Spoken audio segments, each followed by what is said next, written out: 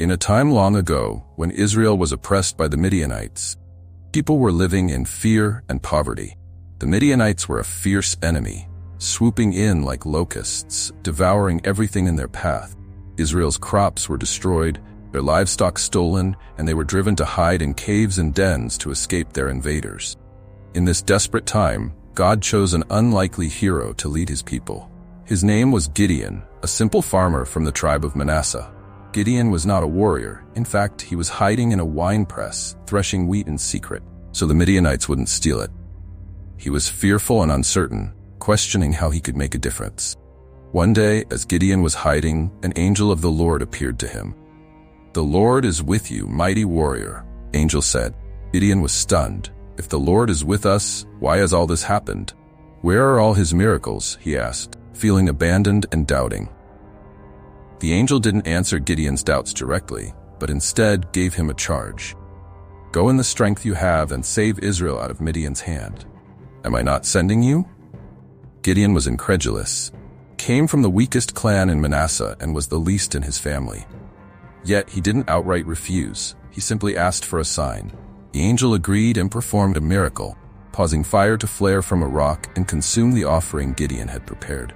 Gideon's faith began to grow, but he still sought reassurance. He asked for another sign involving a fleece.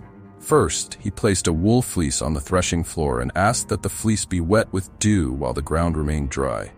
The next morning, it was exactly as he had requested. Yet Gideon, still unsure, asked for one more sign. This time he wanted the fleece to be dry while the ground was wet. Again, it was so. Now fully convinced, Gideon prepared to lead the Israelites against the Midianites. But God had a lesson in humility and faith to teach.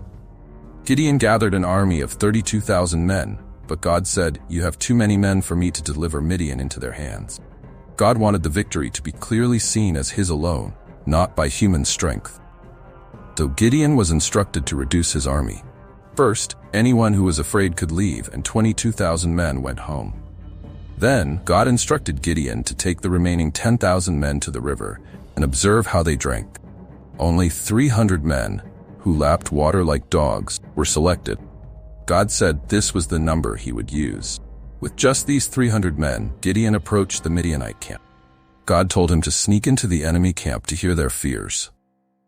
There, Gideon overheard a Midianite soldier recounting a dream in which a loaf of barley bread rolled into the camp, overturned a tent, symbolizing Gideon's victory over them.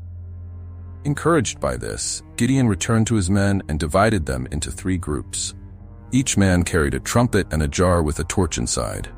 At Gideon's signal, they blew their trumpets, broke their jars, and held up their torches, shouting, "For the Lord and for Gideon."